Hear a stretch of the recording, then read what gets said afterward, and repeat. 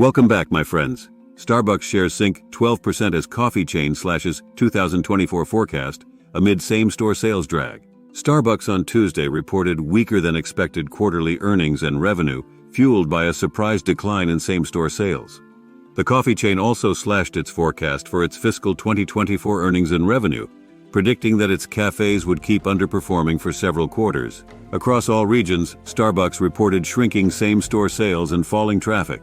But before we get into all of that, I would like to thank everyone who views my videos. If you would like to support the channel, please see the link to buy me a coffee in the video description below. And please hit the like button and leave me a comment below. I would love to hear from you. Please subscribe and hit the bell icon so that you are notified of upcoming videos when they are released. Starbucks on Tuesday reported weaker than expected quarterly earnings and revenue, fueled by a surprise decline in same-store sales. The coffee chain also slashed its forecast for its fiscal 2024 earnings and revenue, predicting that its cafes would keep underperforming for several quarters. Shares of the company fell 12% in extended trading. In a highly challenged environment, this quarter's results do not reflect the power of our brand, our capabilities, or the opportunities ahead, CEO Laxman Narasimhan said in a statement. It did not meet our expectations, but we understand the specific challenges and opportunities immediately in front of us. The company's same-store sales fell 4%, as traffic to its cafes declined 6% in the quarter. Wall Street was anticipating same-store sales growth of 1%, according to street account estimates. Across all regions, Starbucks reported shrinking same-store sales and falling traffic. In the U.S., same-store sales decreased 3% as traffic sank 7%. This marks the second quarter that the company's home market has struggled.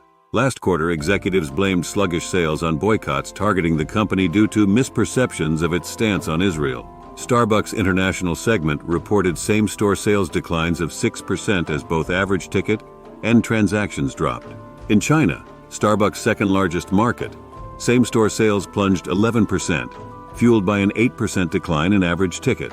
In this environment, many customers have been more exacting about where and how they choose to spend their money, Narasimhan told analysts on the company's conference call.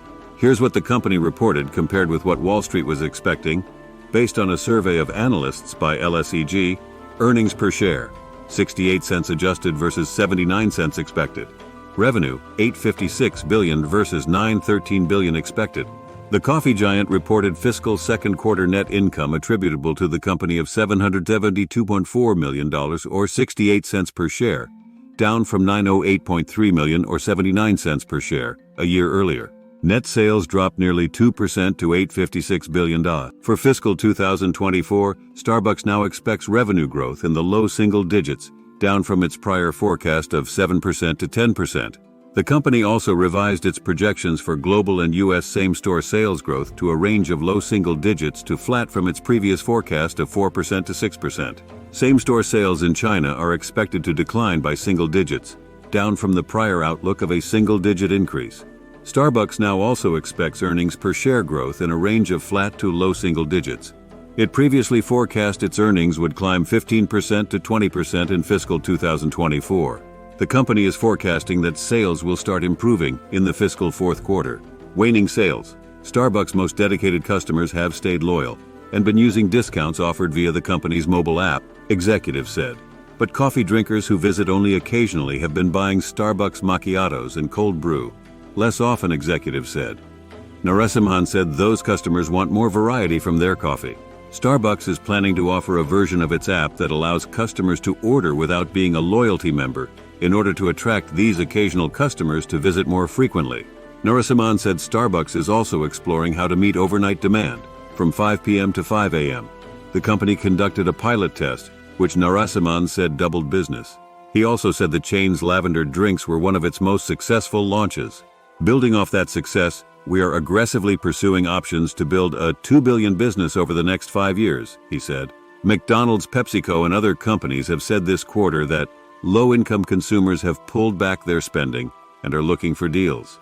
While it was a difficult quarter, we learned from our own underperformance and sharpened our focus with a comprehensive roadmap of well-thought-out actions making the path forward clear, CFO Rachel Ruggeri said in a statement.